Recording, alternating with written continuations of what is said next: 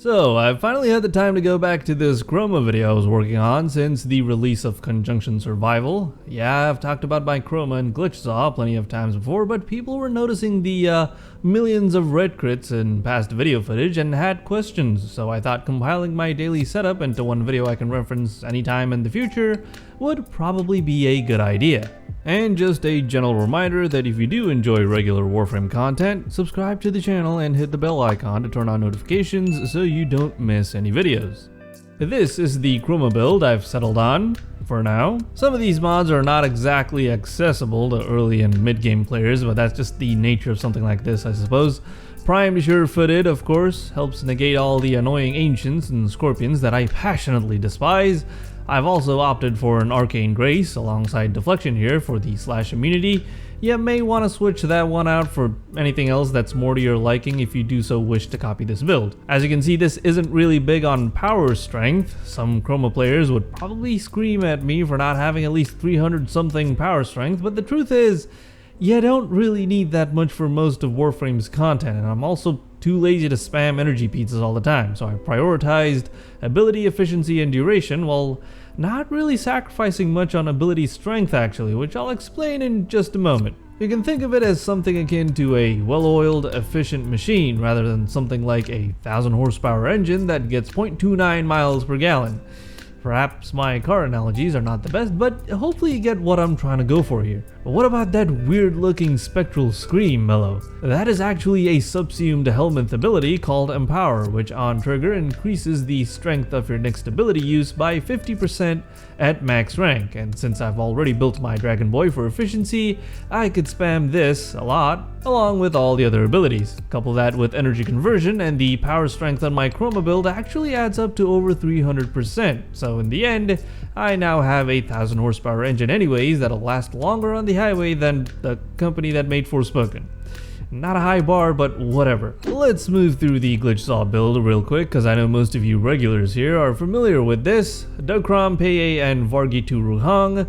This is the build. You could probably swap out Primed Pressure Point for something else like Sacrificial Pressure perhaps for dealing with sentience and high level content. And of course Exodia Contagion, which is going for about 100 to 150 plats on Warframe Market. Well worth the price in my opinion, or you could just wait for this year's Plague Star event. I'll admit when I first brought this setup with the Glitch Zaw out for Conjunction Survival on Lua, I did not expect it to do as much damage as it did and still does against enemies that aren't really pushovers. Right? Some may disagree, but I think most would consider fighting high-level sentients and Thraxes on Steel Path to not be a walk in the park. Anyways, the Chroma and Glitch Zaw combo is capable of completely destroying said enemies up to about level 300 even, and straight up rounding down team member damage dealt numbers to 0. Yes, that is not a bug.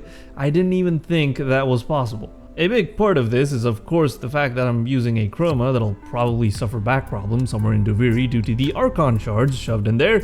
Never really got to try out the ability strength benefits up until the new Lua survival missions, and when you combine that with the additional strength buff from the edgy man that sucks the saturation out of everything nearby, I was already at about 1200% fury, which is a lot. And if you're not a madman like me and build your Chroma for ability strength or something, you could get pretty close to 1500% fury, I imagine. Maybe more. With heavy contagion attacks, which you can perform by double jumping, pressing both slide and aim glide buttons, followed by whatever button you use to perform a regular heavy attack, I could regularly hit damage numbers into the hundreds of millions. The highest number that popped up on my screen was about 549 million, I think, but I was not recording then, so take that for what it is. But 100 and even 200 million isn't too hard to achieve with my specific setup, provided you get up to that 1200% fury power level and hit your contagion projectile at just the right spot from the right distance. And yes, I know all these damage numbers in the grand scheme of things ain't all that impressive. It isn't anywhere close to the damage cap even, but dealing millions of red crits somewhat easily and reliably with a daily build is kinda eye-opening.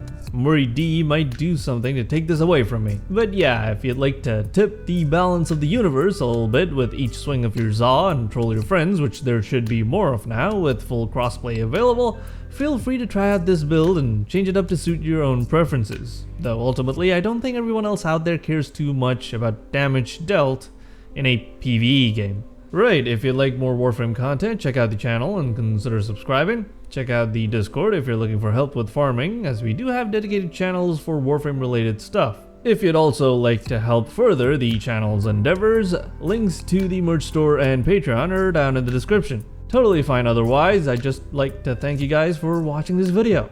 Have a good day.